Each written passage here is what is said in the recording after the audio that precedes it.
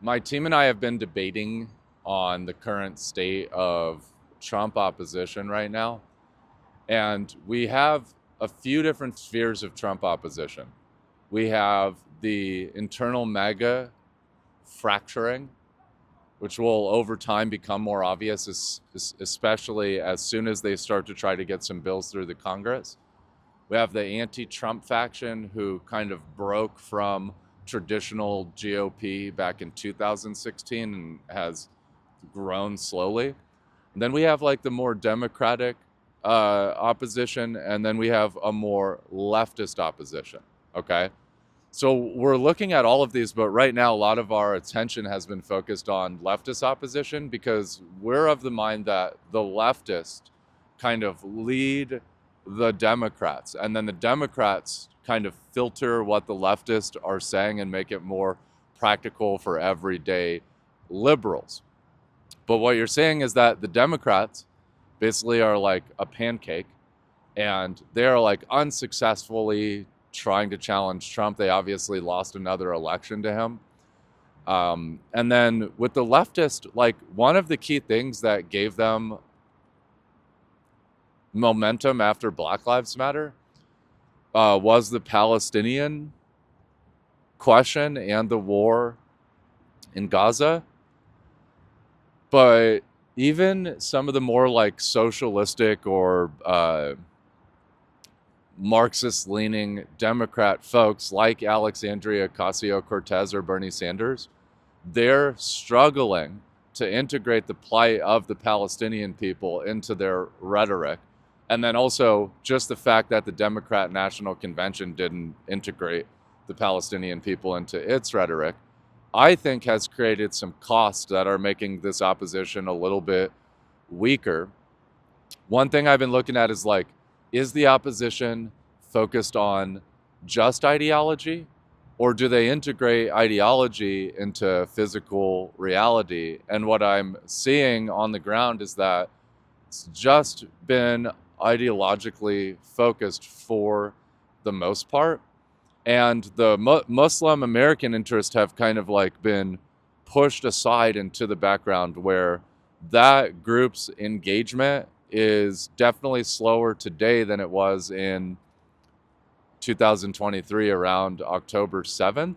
So it's a weird position right now where you have like all these different groups that are kind of grappling to figure out how to oppose Trump, but they have not been able to become unified into a single block or even a couple of blocks, right? There's like basically no block, and without a block, opposition is impossible. So it's a little frustrating to watch how scattered it is. And so if you're trying to have influence in the domestic politics, you have to wonder like, do you go through some of the existing channels that you have? A lot of them have been eroded by all of the changes that have taken place in the bureaucracy, and there's quite a few new faces, even some that didn't come from politics, that are making decisions now. And then if you're leftist, like how much access do you even have to the political institutions? Are the Democrats co-opting that type of rhetoric right now and turning it into policy action?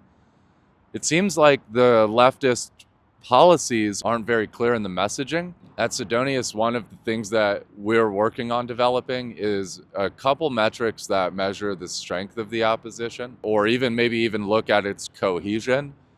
And we do want to put some new forecast models in place that give maybe a more real-time effect of how opposition is responding to certain events that could drive its mobilization or increase its physical presence in protest spaces.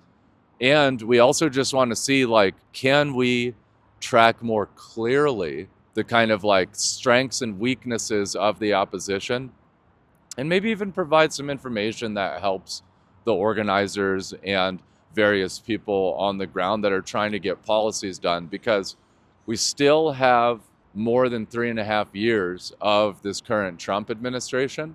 So we've got to evolve in an environment where even if the government is becoming more repressive towards the political opposition, and even if the government is consolidating under Trump, even if he is breaking some of the laws and kind of rejecting decisions that are coming from the judiciary, we would hope that this administration is still interested in a healthy economy, economic competitive domestically and abroad, getting back to a sort of like return of spirited debate on what the direction of our country is, and then living up to the democratic values of liberty, freedom, and justice. I think it's really important that the movements, that the organizers kind of like bring those three values, liberty, freedom, and justice, to the forefront, because we still have a ton of political philosophy that backs those principles being baked into our system, as well as the Constitution.